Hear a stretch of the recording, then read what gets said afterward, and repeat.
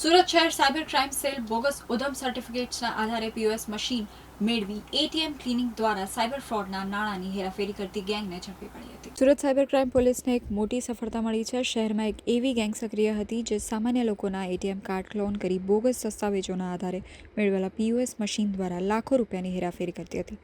પોલીસે આ ટોળકીના 3 સગીરતોને દબોચી લીધા હતા. રાજસ્થાનના ઉદયપુરના એક ફરિયાદીના એટીએમ કાર્ડને ક્લોન કરી સુરત ખાતેથી પીઓએસ મશીનમાંથી નાણાં ઉપાડવા આવ્યા હતા. તપાસમાં સામે આવ્યું કે મુખ્ય આરોપી મંથન કુકડિયાએ સિદ્ધિવિનાયક નોવેલ્ટી ફોર્મના નામે બનાવટી ઉદ્યમ રજિસ્ટ્રેશન સર્ટિફિકેટ બનાવી એક્સિસ બેંકમાંથી પીઓએસ મશીન મેળવ્યું હતું. આ મશીનનો ઉપયોગ સાયબર ફ્રોડના રૂપિયાની હેરાફેરી કરવા માટે થતો હતો.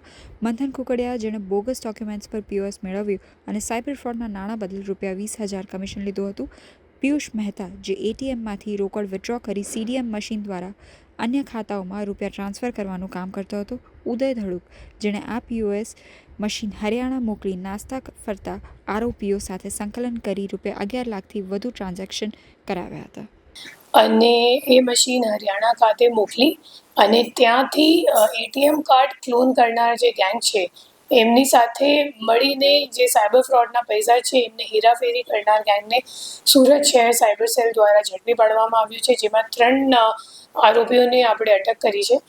એમાં જે પહેલો આરોપી છે એમનું નામ મંથન કુકડિયા કરીને છે. એ સ્ટુડન્ટ છે અને 19 વર્ષનો છોકરો છે અને એમના નામ ઉપર એક પીઓએસ ચાલતો હતો અને જે પીઓએસની ઉદ્યમ સર્ટિફિકેટ છે એ ફોર્જ છે અને જે ખરેખર જેની ઉદ્યમ સર્ટિફિકેટ રજિસ્ટ્રેશન જેના નામ ઉપર દુકાન છે તો એ મૂળ રહેવાસી પાંડેસરાનું છે અને એના નામ ઉપર મંથને ખોટી રીતે પીઓએસ મેળવીને પછી જે પીઓએસ મશીન હતી ઉદય, જે બીજો આરોપી છે ઉદય ધડુક, એમને આપતો હતો અને ઉદય ધડુક પછી પીઓએસ મશીન કોરિયર મારફતે હરિયાણા ખાતે જીંદ જિલ્લામાં એક નાસ્તા ફરતા આરોપીને મોકલતો હતો.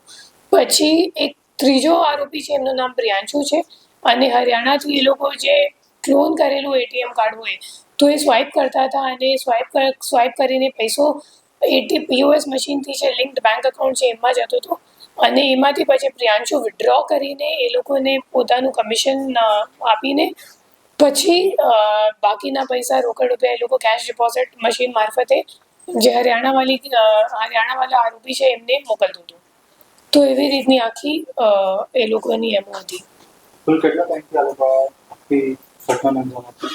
કહેવા અનુસાર તો એ લોકો છેલ્લા દોઢ મહિનાથી આ કામ કરે છે, પણ હવે તપાસમાં ખબર પડશે કે કેટલા દિવસથી એ લોકો કરે છે ખરેખર. આમાં મુખ્ય આરોપી કોણ છે? આમાં મુખ્ય આરોપી ઉદય ધડુક અને બીજો પ્રિયાંશુ અને ત્રીજો નાસ્તો ફરતો આરોપી છે હરિયાણામાં છે, જીંદમાં.